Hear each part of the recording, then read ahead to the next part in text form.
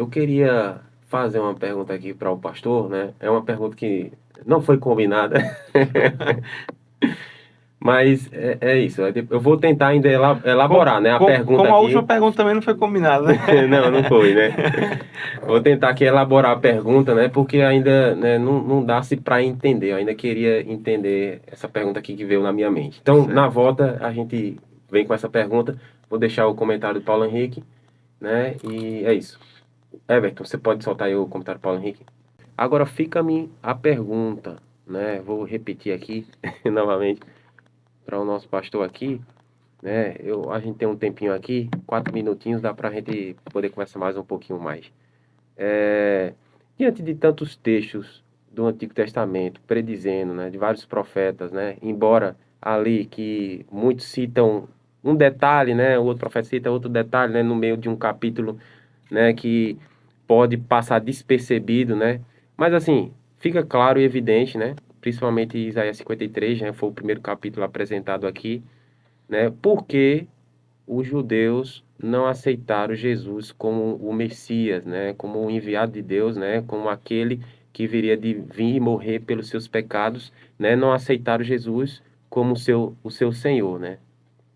Então, essa é a pergunta, é a dúvida, né, não sei se o orgulho, né, não sei se realmente eles têm outro tipo de interpretação das escrituras sagradas, né, não, esse aí não é o Messias virá porque se tem alguma, falta se cumprir isso ou aquilo outro, não, como é que o pastor responderia essa pergunta, né, e qual o conceito, né, que eles tomam para poder não aceitar Cristo como seu Salvador?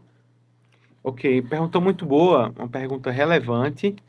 E nós temos algumas maneiras de tirar essa dúvida, né? Primeira delas, talvez aqui seja mais evidente, é que a maioria dos judeus, eles não aceitam a Cristo como sendo o Messias, como o Filho de Deus, porque eles entendem que essas profecias aí que a gente leu no Antigo Testamento, elas se cumprem na vida de Cristo em partes, né? A gente vê Uhum, que existem tipos de Cristo, né? Elias, uhum, um exemplo, Davi, ou seja, eles têm alguns aspectos do Messias, né? E Jesus, na visão do judeu, é mais um dessa linhagem, né? Que tem aspectos do Messias. Ele é um profeta. Tanto é que a gente vê nos evangelhos alguns judeus falando, lá vem o profeta, um profeta de Belém, o uhum. profeta. Para eles, ele até cumpre, né? Mas Até ele. Jesus fez essa pergunta, né? O que me dizem que eu Quem eu sou, sou? né? Ah, diz que é Exatamente. Jeremias, Isaías, Isso, João Batista, exatamente. né?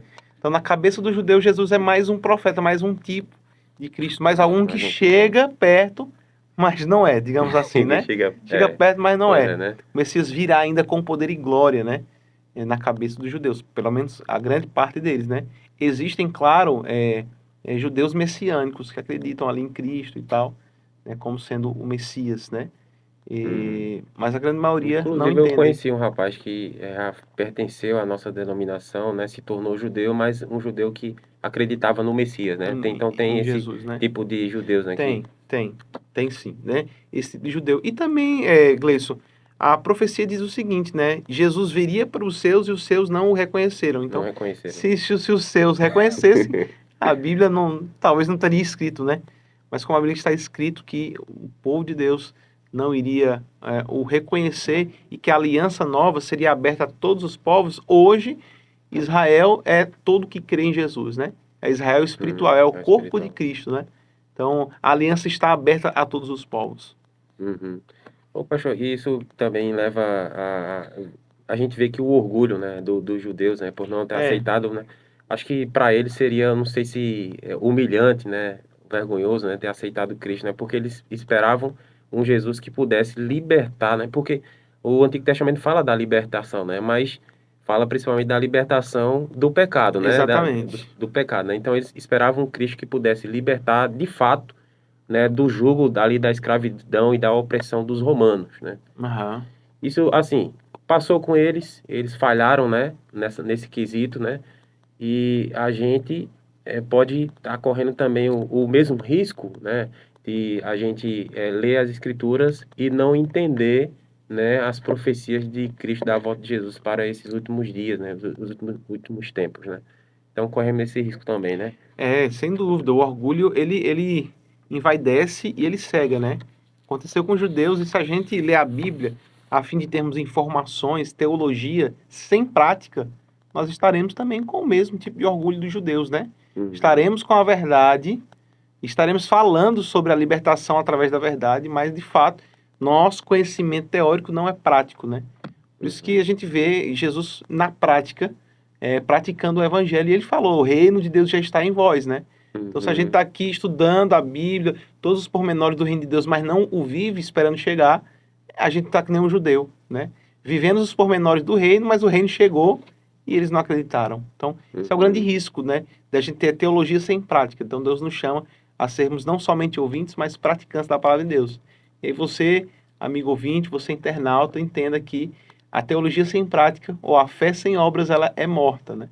Nós temos que entender e viver na prática o evangelho de Cristo, pois o reino está dentro de nós. Interessante, né? Aí diz Pois que é o senhorio, né? Aí o senhorio do evangelho está dentro de nós. Jesus, ele habita no nosso coração através da influência do Espírito Santo.